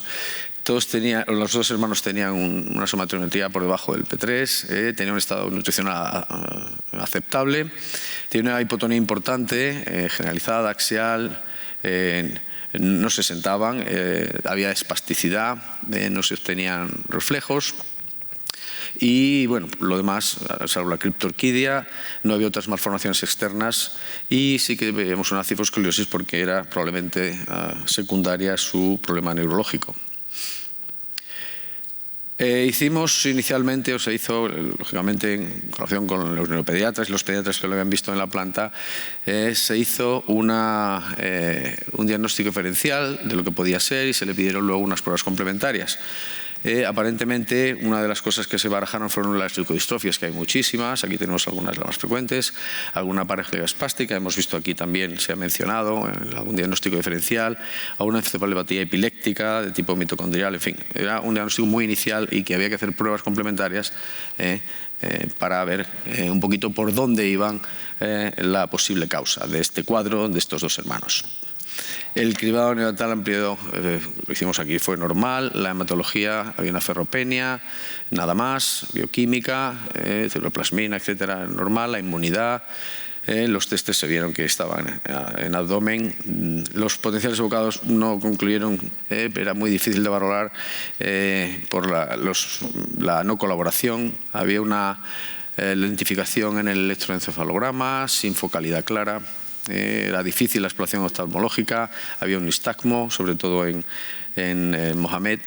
Y luego los estudios de velocidad de conducción, estudios funcionales, no se se vieron anomalías significativas, aminoácidos y ácidos orgánicos en orina fueron normales. Y en la resonancia, lógicamente, que era una prueba muy importante, había imágenes compatibles con leucodistrofia y además una variante de Andy Walker, que además estaba en ambos. Posteriormente, en la siguiente exploración, volvimos a verlos. Todas estas pruebas, claro, tardaban cierto tiempo, entonces hicimos en genética ya, porque todo esto fue en la planta de pediatría, comprobamos que había una microcefalia, un retraso del crecimiento, unas facies con rasgos toscos, alargada, telecanto, una macrostomía. Muchas veces los fenotipos de enfermedades neurológicas son fenotipos secundarios al problema neurológico que tienen. Entonces, podemos pensar como ejemplo en la distrofia miotónica. La distrofia miotónica, a los niños la cara se le va cayendo, por el problema que tienen neurológico, y no es un fenotipo real dismórfico, sino es secundario al problema neurológico que tienen. Y en estos niños probablemente había algo de eso. Había esos movimientos estereotipados que eran consistentes, insistentes, de que tenían la mano en la boca todo el tiempo. Sí que pudimos, los reflejos, después de varios intentos, porque ya digo, era bastante difícil, estaban en silla de ruedas, había una hiperreflexia, nos pareció una hiperreflexia, y luego esa discapacidad intelectual y motora que eran graves, no hablaban ninguno de ellos. Aquí tenemos a Adem, mayor, a la edad de 10 años, y bueno, en las fotos lógicamente salen con la mano en la boca, porque es que no, prácticamente era continuo. Y aquí tenemos a Mohamed, su hermano pequeño, con lo mismo. Él se podía poner de pie, aguantaba un poco de pie, aunque tenía la silla de ruedas al lado y tenía que sentarse, no aguantaba mucho, no podía andar. Estas son las resonancias, vemos, había zonas de hiperseñal, los neuroradiólogos con anomalías en la sustancia blanca, tanto en Adem, son muy similares, como en Mohamed, y no había anomalías en los núcleos centrales ni en el tronco cerebral. Entonces, bueno, también estos niños, lógicamente, tenían un seguimiento de otras especialidades, como la gastro, con todo el proceso nutricional, que estaban muy bajos en peso y crecimiento. Había un estancamiento, había una anemia. Bueno, todo esto tenían problemas de deglución también, y esto se estudió con estudios gastroscópicos que en ADEM no se pudieron hacer. No dieron nada específico. El neuroseguimiento neuropediátrico, lógicamente, se iba realizando periódicamente, y no se objetivaron crisis epilépticas, que a veces los padres decían que tenían movimientos o que eran como si se ausentaran y hacían algún espasmo. Entonces, no estaba muy claro, en el electro no nos daba claro foco, entonces no estaba claro que tuvieran por lo menos una epilepsia concreta que pudiera definirse y buscar un tratamiento específico. La sospecha clínica, que con estas imágenes, pues hablando de leucodistrofia, pues tenemos alguna de las más conocidas, que era el Pelizaeus-Merzbacher. Entonces, hay un gen que se estudió, el PLP1. Hay que tener en cuenta que este gen, un 60% hay anomalías de un nucleótido, pero también hay anomalías de elecciones, como se ha hablado aquí, del MLPA, y que hay que también tener en cuenta. Si sale negativo, hay que hacer los dos estudios. Resultó ser negativo. Le hicimos, lógicamente, primero a uno de los hermanos. Sin él pensábamos que los dos tenían la misma enfermedad. Entonces, bueno, siendo esto negativo, pensamos en amplio, y como aquí estábamos hablando del valor de los estudios genéticos, y ahora el exoma, esto se realizó, creo que fue en el año 2019, pues se encontró, efectivamente, ha sido mencionado aquí por la doctora Alonso, una variante patogénica en hemicigosis tipo nonsense. Nonsense es sin sentido, en el gen ATRX. Yo no sé si, bueno, supongo que por recordarles, C significa, el C es el ADN codificante. Este es el número del nucleótido que corresponde al fisiológico, que a veces se llama salvaje, yo no sé por qué, pero fíjate que las formas salvajes te van a atacar. Pero es el fisiológico, que es una citosina, y es sustituida por una timina en esta posición. Y luego nos vamos a la proteína, que es esta P, con el aminoácido original, que está en esa posición, que ha sido en este caso sustituido por un codón stop. Entonces, y este número, 2386, si lo multiplican por 3, les sale este, porque, como saben, el ADN se lee de 3 en 3, los codones. Entonces esto se hizo en ADEM, volvimos a estudiar ADEM primero, y bueno, pues la naturaleza de la variante, que se ha hablado también aquí, hay variantes que son missense, muchas de ellas, y a veces es difícil la interpretación, cuando no está descrita en la literatura, cuando no está en las bases de datos. Pero generalmente las stop, las que descuadran el cuadro de lectura, lo que llaman las frame shift, la mayoría de esas, por naturaleza, son variantes patogénicas, como ahora se dice, porque ahora los genetistas no decimos mutaciones, aunque es más fácil, sino variantes patogénicas, y la mayoría de esas variantes son patogénicas. Bueno, tenemos a otro hermano. Vamos a ver si la madre y el otro hermano pues tienen lo mismo. Bueno, efectivamente se hizo el estudio de segregación y era una variante materna, la madre era una persona normal, y el hermano pues tenía efectivamente exactamente la misma variante. Este es un poquito para completar el caso. En la estructura del gen hay unos dominios que son más importantes. Los dominios que interactúan con ADN y con proteínas que están aquí, el ADD domain, y luego este es el MCP2 que interactúa, interacting region, que son los dos puntos, junto con el RBR, que es donde interactúa la proteína con otras proteínas, con el ADN, y donde muchas veces se conjuga la función de esa proteína en una vía metabólica o una vía de proteínas. Aquí tenemos de una publicación las variantes patogénicas que se han descrito y bueno, pues curiosamente vemos aquí la R2386X. Bueno, dirá, bueno, ¿esta qué significa? Bueno, R es si vemos, R es arginina, los aminoácidos tienen su abreviatura de 3 letras, pero también tiene una abreviatura de una única letra mayúscula. Entonces, depende de quién los pone de una manera o de otra, pero esas dos nomenclaturas son válidas. Entonces, aquí tenemos que la variante que tiene nuestro paciente está descrita y está en el exón 34, estos son los exones, y está en el dominio de la interacción con MECP2, que es un dominio importante para la acción de esa proteína en la célula. Viendo un poquito, revisando la literatura, había una enfermedad que está catalogada en OMIN con su número. Yo no sé, también voy a aprovechar la base de datos OMIN, que se ha hablado aquí, ha hablado Alba o quién, Pablo. Bueno, pues ahí verán ustedes números que empiezan por 1, por 2, por 3 y por 6.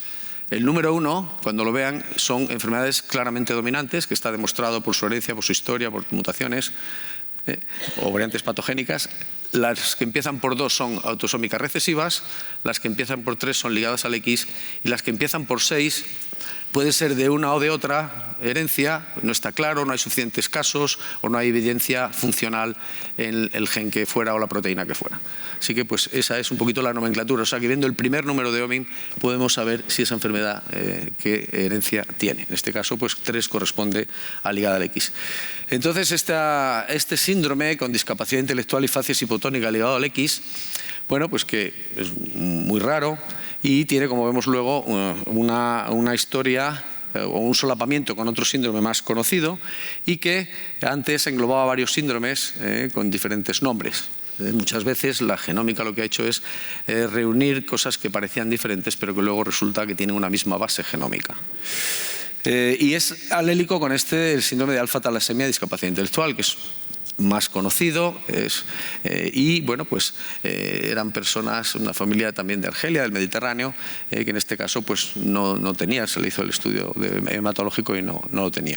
Entonces todos estos estaban asociados al gen ATRX. Y bueno, pues esta es un poquito el resumen de este síndrome y curiosidad, y está puesto así en los libros, que los movimientos esteroideados son típicamente de llevarse las manos a la boca. Una cosa que parece, bueno, que no es muy, pero es bastante típico. Así que si ven niños con este cuadro y están constantemente llevándose a la boca, por lo menos piensen que puede ser este tipo de patología.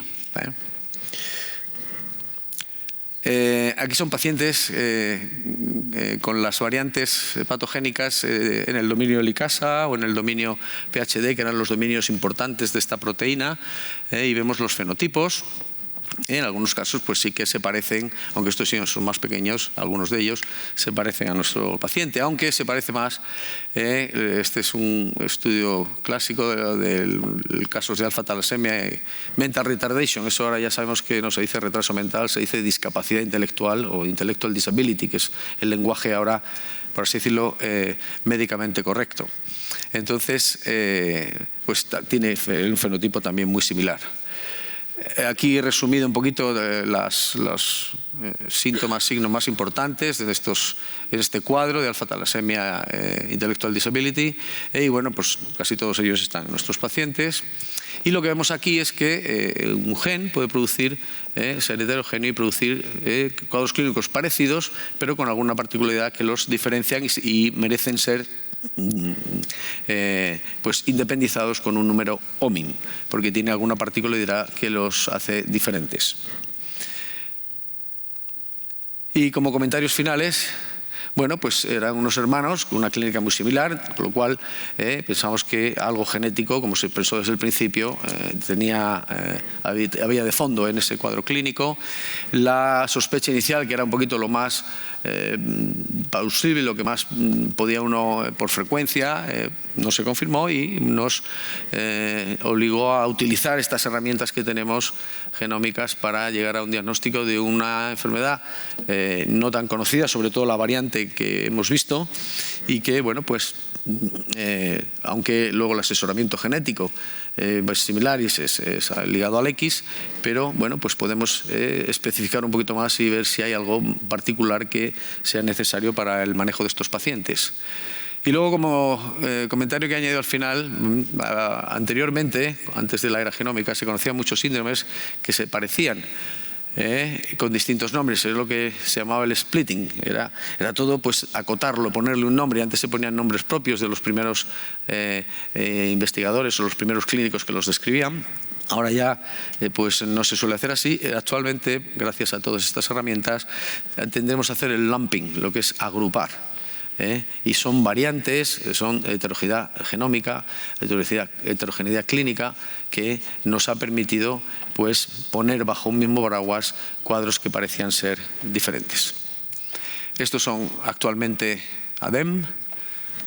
Le han tenido que poner manoplas en las manos porque las tienen, bueno, bastante con unos callos. Y aquí tenemos a Mohamed también hace pocos meses. Y aquí los dos, en su silla de ruedas. No había manera de quitarle las manos de la boca. Bueno, muchas gracias.